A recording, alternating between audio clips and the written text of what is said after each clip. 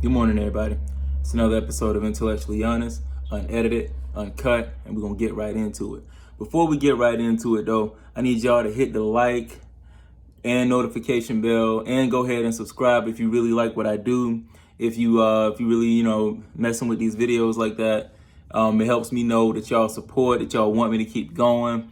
I'm going to keep going regardless. I love talking basketball, but it's nice to see the channel grow. So, like I said, if you appreciate what I'm doing, just go ahead and subscribe and hit the notification bell. That way you'll be notified every time I drop. But anyway, without further ado, my Celtics, boy, we found ourselves in a fight last night, man. And you love to see it. We came out on the bottom, on the losing end of it, but I was still tapped into the end. And I got some takeaways from it. So, first takeaway, Julius Randle is that dude, man. Sheesh. Like I said, I was a fan of his since his Kentucky days, and when he in the Lakers days, and I knew that he was going to be special. Even when people would seem like they were ready to give up on him, even when the Lakers kind of did give up on him, and I guess they sided with Larry Nance. They thought Larry Nance was better. We can all laugh at that now. And really, they thought Kyle Kuzma was better. Let's laugh at that too. But Julius Randle, I knew that he was one of those ones, man. And last night he just kind of showed why. And like I said, I know every time I talk, well, for the last two times in my other videos when I mentioned Zach LaVine and how I had Julius Randle ranked like above Zach LaVine, I get a lot of like disagreements in the comment section. But that's why though. Like, I mean, look at his stat line, man. I think he over 30 points, 9 rebounds, 7 assists. Like, if LeBron put up that same stat line, they would say, "Oh, see, that's why he's the GOAT." Julius Randle is a stat sheet stuffer in every sense of the word. He's like Lamar Odom, but he's like if I had to put him in a tier, he's like somewhere in that tier between. He's above Lamar Odom, but below LeBron. But he's that molded player. You know what I'm saying? He's not quite LeBron, but he's definitely above like a Lamar Odom type of level. He just can do it, man. He can and like you said last night, that's my first takeaway. Last night he kind of just turned up on us, man, on the Celtics. Him, D Rose, they all kind of chipped in for that win, and they needed it too. So moving on. Second takeaway, Jaylen Brown. Hey, listen, I love Tatum.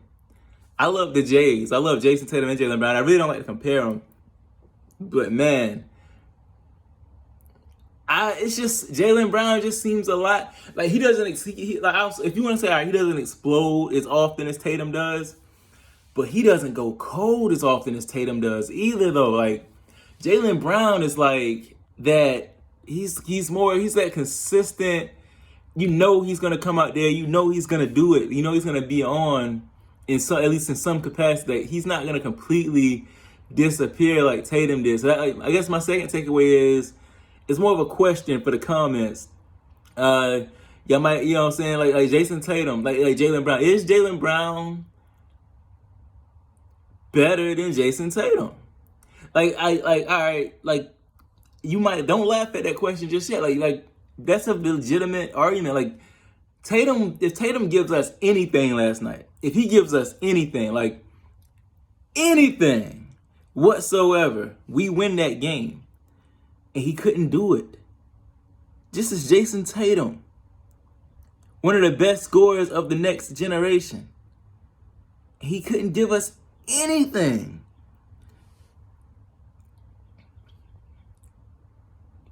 And I just don't see Jaylen Brown have those nights. And I know Jaylen Brown has bad nights, but they just don't come, and they're not quite as bad as Tatum's bad nights. It's just like, and Tatum, he's supposed to be a good defender. You think, all right, he's not doing that on offense.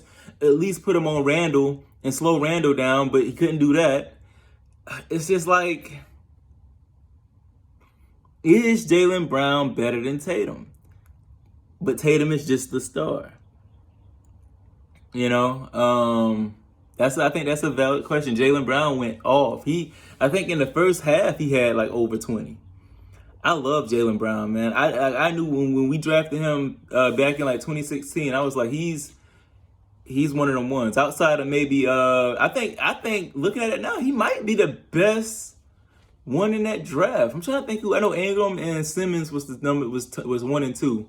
I think Jaylen Brown is better than both of them. He can score it just as well as Ingram. He's 10 times better on defense than Ingram.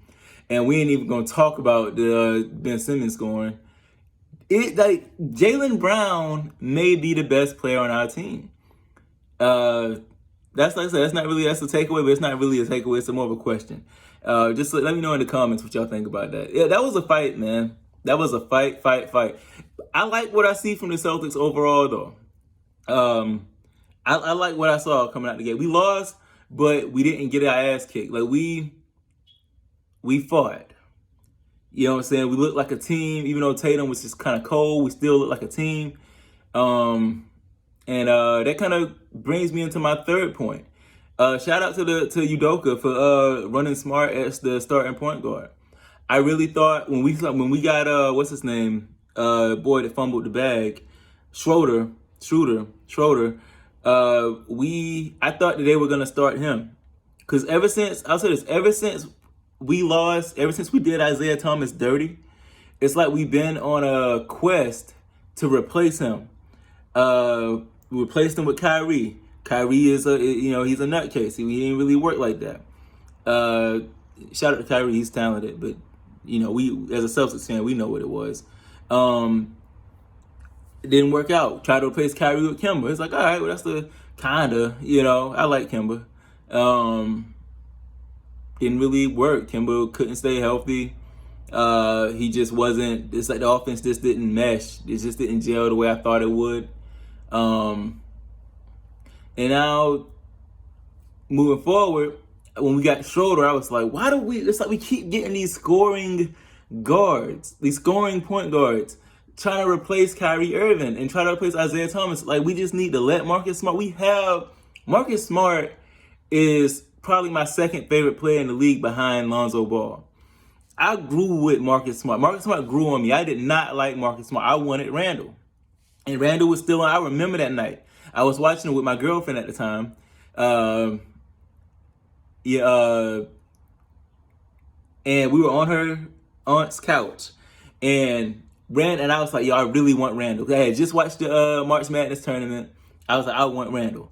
And it came time for the Celtics to pick. And Randall was on the board. I was like, oh shit, we really gonna get Randall. The Celtics take Marcus Smart. Who? I was like, what? And then like watching him, and his draft comparison was Dwayne Wade. So I'm like, okay, I could go for some Dwayne Wade. But then I watched him play and he wasn't Dwayne Wade, and I was like, oh, this dude stinks.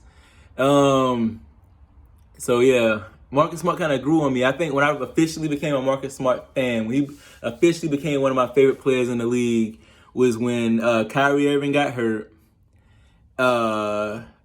Gordon Hayward got hurt, and it was up to Tatum as a rookie, Brown as a sophomore, Scary Terry, all them young guys to carry us, and we got so close. I watched Marcus Smart make some of the best plays. I watched him guard Giannis, meet Giannis at the rim for the block in the Bucks series. I watched him guard a center, get the turnover, then bring the ball down court, hit Tatum with a no-look pass to take the lead, then run all the way back to intercept the long ball that Simmons tried to throw down court. I was like, that guy is a winner.